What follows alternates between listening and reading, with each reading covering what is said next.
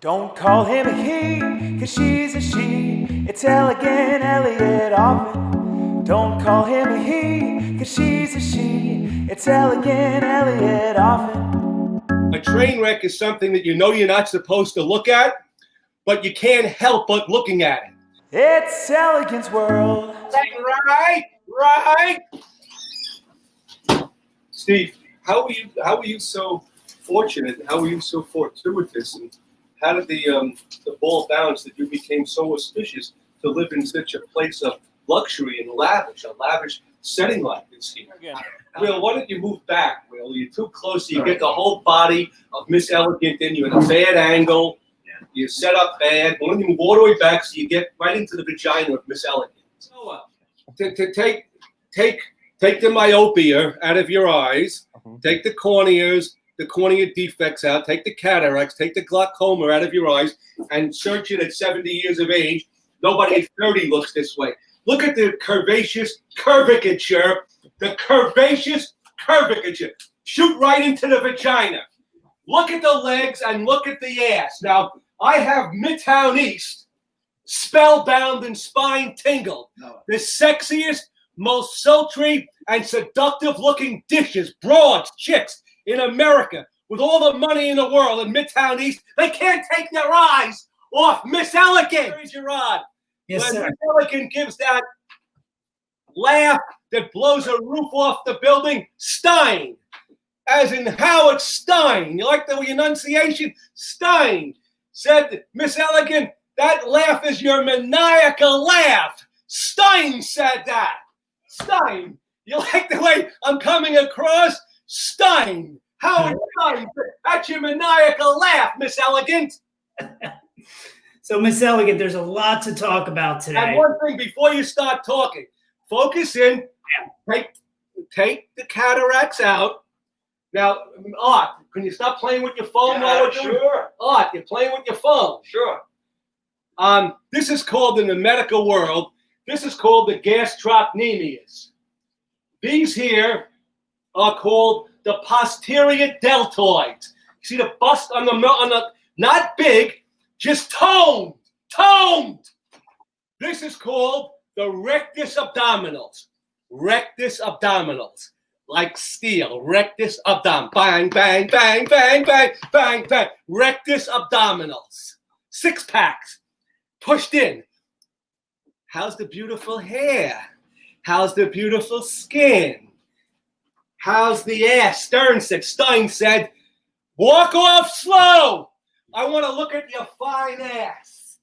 Stern said that. Bang. Watch him step. 1, 2. You like those? Lateral Latino steps. Wow! What do you want now, Jerry Gerard? We got a lot of questions today, but first, I just wanted to hold this up as one of the millions of fans. You remember this? Have you watched this lately? I can't even see it. What is it? Oh, come over here and tell me what it is. What are you showing it? It's the greatest DVD of all time. Oh, yeah. What is it? Violet. Can I see? Can you hold it up again, please? Violet, the human. Oh, yeah. Wow. I put that from Arnold Martin. Thank you for that, Jerry. Steve Plym, my former manager who managed Jerry Mathers, who's Leave It to Beaver, Yes. and Jake LaMotta. He was on the Johnny Carson show with Carrie McDowell 4 times, said that video is so phenomenal, it reminds him of a train wreck. A train wreck is something that you know you're not supposed to look at, but you can't help but looking at it. Johnny Fratto, may he rest in peace.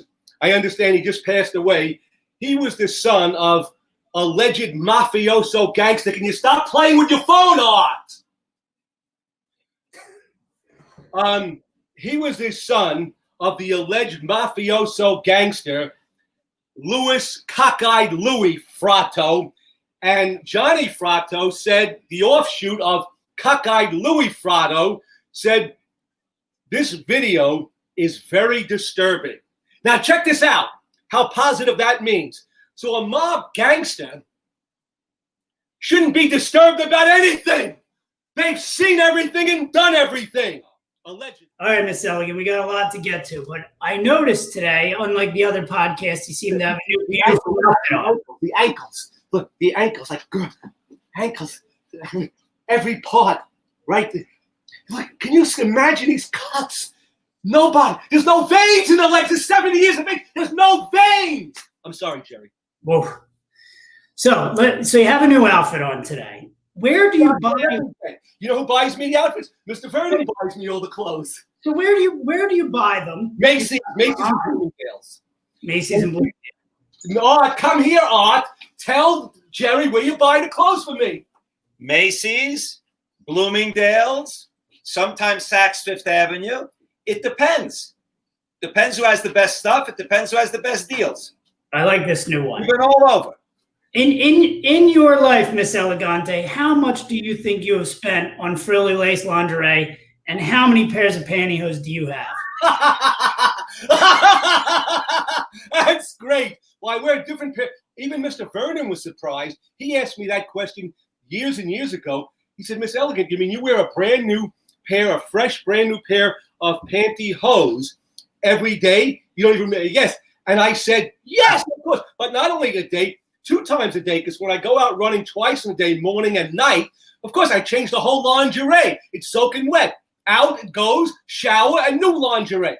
So the answer to the question is, Mr. Oh, I'm sorry. I didn't want to break my thought there. So even Mr. Vernon was like surprised. Mr. Vernon said, you mean you wear a new pair of pantyhose every day? So I think what Mr. Vernon was saying, because Mr. Vernon has been happily and successfully married, Baruch Hashem, that means praise God's name, for 50 years, 50, a half a century.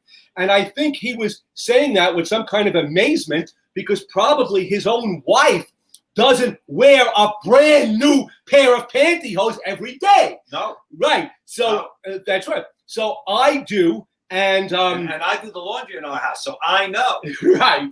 So I just, as soon as the pantyhose are worn for a run session, gone. They're in the garbage. The panties not, the G-string not, they're just washed. But the pantyhose automatically are gone. So, and Mr. Vernon can tell you to this very day, when he does his shopping for me and gives me curb service, brings everything to my door, he buys me 6 to 12 brand new pairs of pantyhose at like $8 a pair every single week. None of that cheap CVS stuff, the real deal. Well, I mean, this is, what's the name of the brand? Legs. It's Legs. And it's not cheap. Those are good quality brand, and they're strong because my legs are so strong. I'll kill anything else. Amazing. So what do you think? $500,000 in the last? Listen, I can't put that dollar figure because nobody ever asked me it in terms of dollars and cents. Art could probably do that figure better, but I mean, I'm not going to dispute that figure. What do you say, Art? Okay, so I was beginning to do the math in my head, Jerry. and Art's like a mathematician. Stand up, Art. So if you take an average, let's take an average of 8 pairs a week, and let's use the figure of 50 weeks a year. That's 400 pairs at roughly an average of $7 a piece. That's $2,800 a year. $2,800 a year on pantyhose. That's just pantyhose. That's not on all the other beautiful No, stuff. that's just the pantyhose is $2,800 Not a year. pantyhose, panty.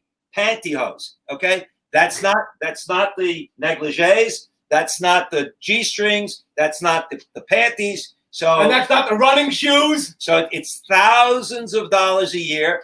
And Miss Elegant has been wearing this clothing for 35 years. 35 years. Do the math. Yeah, we're looking at $500,000. It's probably easily $500,000. Wow. Easily, maybe more. So, Mr. Elegant, Jerry, I'm definitely going to go right for your questions, but I just want to mention something that might be something just a little bit of entertainment, but it's only stark reality. So one day last week, I have to check the meticulous and punctilious diary entries that I keep day to day, every day. Mr. Vernon knows that. Well, for all the years that I'm in the transgender, transsexual world. So one day last week, as I was walking after a run, a person came up to me, a young person, a young man came up to me and said, I'm Elegant. He didn't say Miss Elegant. He said, Elegant, is Mallory disease the same as GERD. So I said to the illiterate, ignorant imbecile, I said, and then he said, I'm sorry, but before I even had a chance, he said, because they're both about the esophagus. So I said to him, I didn't call him an illiterate, ignorant imbecile. I just said to him, sir, how could you in your right mind, the Mallory-Weiss disease is because of vomiting. You've made a tear. You made a rip in the esophagus. And the GERD, the gastroesophageal reflux disease, is because the acid from the stomach is backing up because of a lower esophageal sphincter defect, and it's coming into the esophagus, and he's making an erosion in the esophagus. This is a great way to go into two questions that I had, actually. Please. So it's very clear that your understanding of the human body is well beyond just a biology or anatomy 101. So the question is, how did you gain this knowledge? And in accordance with that, your vocabulary. How did it get so? You just said a word that began with a P that I've never heard before in my life in the last discussion. How did it get so good? Do you practice it? Did it come naturally? I mean, we know you hit the triplets, diabetic. Not triplets, triplicates. Triplicates. So tell us about that, because that's something we've always wondered about. All right, Miss Elegant, have an unquenchable thirst, insatiable appetite for word power, word structure, sentence structure, syntax, homonyms, synonyms, antonyms, all of that. And it's not just an understanding of being able to say the words in triplicates. You have to know what the words mean. You have to be able to spell the words. You have to be able to use them properly and coordinate them. In my book, I have to coordinate them with letter matching up, first letters or last letters or the sounding of the words. So if I said to you, I have information about Mount Rushmore, right, and the Mediterranean Sea, and about Mount Everest, who gives an F? I don't want to use the bad word. Who gives an F? How's that going to sustain my life? Mount Everest. But everything that I know about the digestive system and the respiratory system and the circulatory system and the musculoskeletal system and the male and female reproductive system, that's going to help I to get a grasp on how the body works and to be able to sustain my optimum health, my energy to burn, and my tip-top, top-notch, top-flight, unbreakable physical conditioning. Now, yes, I've been to my psychiatrist numerous times when I've been victimized with hate crimes, people that have homophobic hatred, homophobic, prejudicial, discriminatory hatred for transsexuals and transgenders. Yes, I've had to work through that, and I'm pleased to say that I'm proud that I took it upon myself to work it out with people in the psychological and psychiatric field when you're devastated with hate crimes. I think I said this also. I don't have to, I'm so brash, bold, and brazen and bombastic in my speech and mannerism. Even though Mr. Vernon has given me $1.2 million at this point from his own pocket to bankroll my lavish lifestyle over the last few years, I don't have to make him feel good. I don't do that. I don't con him when I have a disagreement. I tell him. Don't I, Mr. Vernon? Absolutely. So this is not a con game so that I can flatter him and he'll keep giving. No, Mr. Vernon is committed to Miss Elegant because he knows what kind of human being I am. Because I'm a God-fearing, God-honoring, God-loving, and a good soul, and a good to neshama human being. Is that the reason? Yes. Okay, you're right. Miss Elegant, you're right. It is the cardia. I said, where did the antrim come into this? He said, well, the antrim is a space. Right, it's a space, it's a hollow space, but that's not the connecting point. He had his mouth open, his tongue hanging out of his mouth. He couldn't tell me that the fundus, F-N-U-D-U-S, and the pylorus comes after that.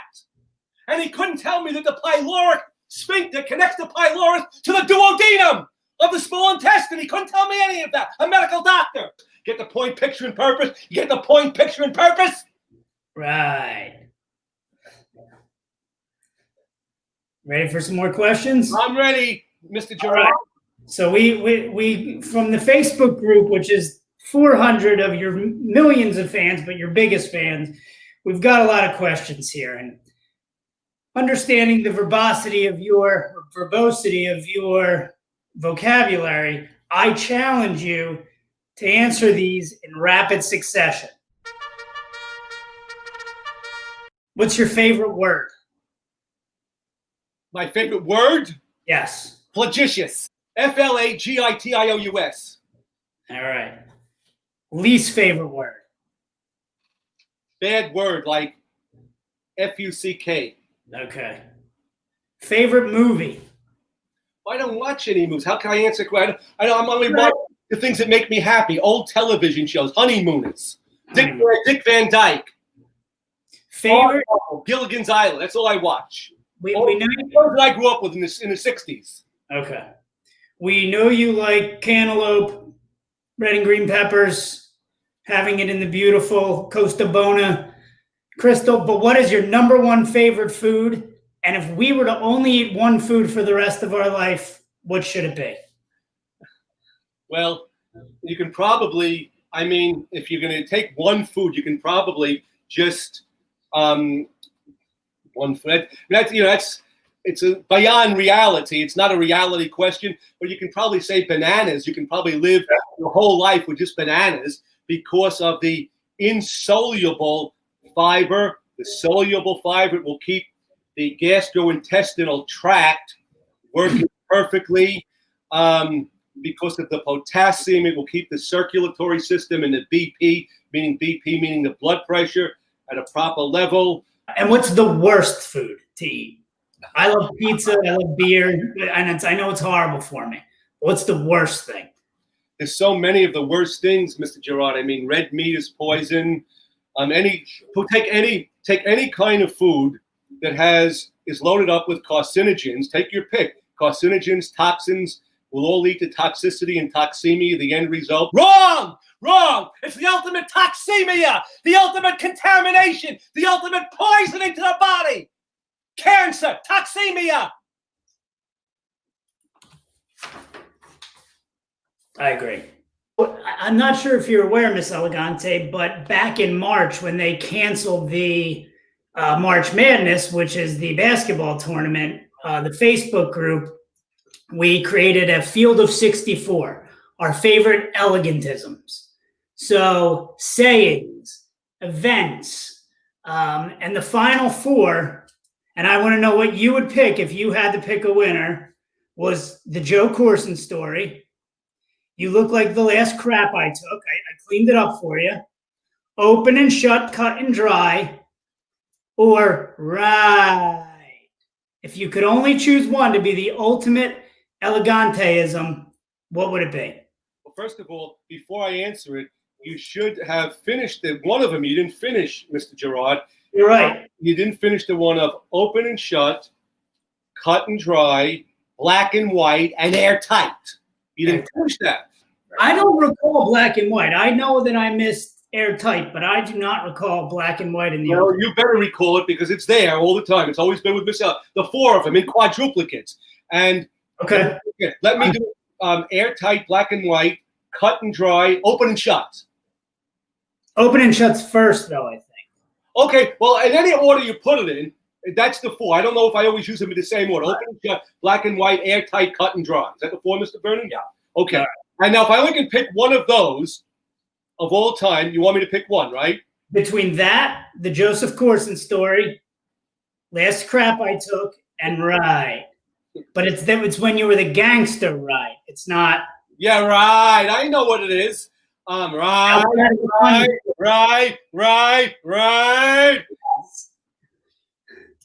And then I'll tell you what won. I'll just tell you this here. They're all so phenomenal. I just want to keep them all forever, and I will keep them all forever. The Joe Corson incident in the stage delicatessen, even though I'm not in that vein and that sphere, right word sphere, I'm not in that sphere any longer. If I'm in any kind of issues with anybody, I have my own gangster protection. Leave my father alone. You see, you're aggravating the man. Now take off. Take a walk. and he said something to me like, sit down. Bang! Bang! I leveled him with three shots, and I left him in a bath of blood. And all of a sudden, it was hysteria in the stage delicatessen. It was a scene like out of a horror movie. You could not believe it. So finally, I was able to clear it because I was able to go back and everything was dropped because my dad, since I stuck up for him, he gave Joe Corson $7,500 to fix all of his front teeth, which I busted right out. So that has to be the landmark story of, that has to be like, you know, the remembrance of all time. That I stood for my dad and I wouldn't let anybody disrespect my father ever. I agree that that is the greatest story, but it was not the winner. The winner, very close, was Right. Oh yeah. Listen, I tell you, I know that could be true because when I said right with the finger, with the gangster finger, right,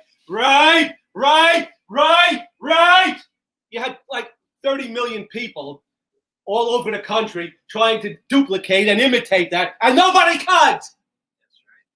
We're still trying. So you have this girly flow. You have this girly flow to the negligee.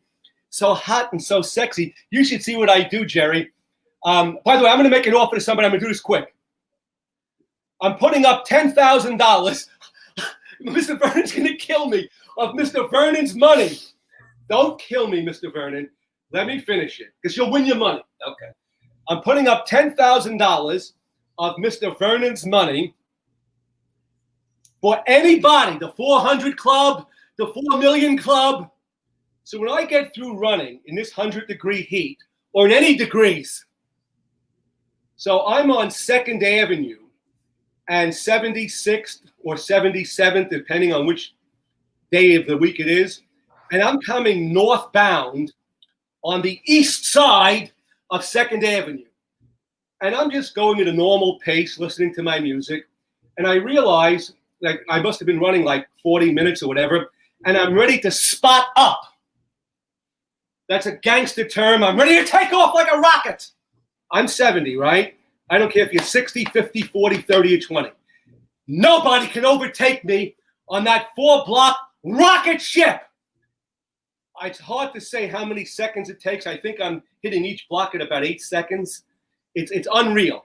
I have, because there's a double on the cafes on the outside, and there's a double layer because you can't eat indoors. So you have a double layer of people. The people, their food is dropping out of their mouth. The water is coming out of their mouth. I am taking off like a cannonball, like a bolt of lightning. $10,000. By the way, I once did this on the Howard Stern show. I said I defy anybody for endurance at that time to outrun me. Nobody ever came through. 0. What else, Jerry Gerard? Oh, we're just scratching the surface, Miss Elegante. So I have fan mail here, and they're looking for an answer for it. It says, "Dear Miss Elegante, like you, I enjoy occasionally wearing women's lingerie when I do CrossFit. My fiance hates it and says I need to stop. Do I dump her and continue on, or do I stop doing something that makes me feel good? Your biggest fan, Alfonso H." Right. So, Alfonso, the answer to the question is this here. If you're getting satisfaction and enjoyment and gratification from what you've described, girls, frilly lace nylon, scanty lingerie, but there's an and to it. And if you really know that you look hot and terrific, that's great. I mean, if you're wearing lingerie and you look like the last dump I took, then just give it up. But if you really have the eyes of everybody turning and looking at you, and you're stopping traffic, and every cab driver, every cop, and every bus driver, every person is looking at you, and if you have athleticism, so meaning if you're just wearing lingerie and it's like really not a meaning, and you're in the street, that's one thing. But with eye, it's breathtaking athleticism, energy to burn, energy nonstop. So it goes in conjunction with the lingerie. The health, the energy, the sensuality, the sexuality. And if you have all of that, like I have, then I don't care if it's Violet Maliver, whether it's April Lockie, whether it's Anna Biscotti, my first wife, who looked like a Vogue magazine girl. That's how beautiful she was, or any of my other girlfriends in between. I throw them all out the window. If they try to criticize or castigate or chastise me or have me to like refrain from lingerie, forget about it. The gangster words. Forget about it. Don't even think about it. Don't even think about it. Forget about it. You got the message?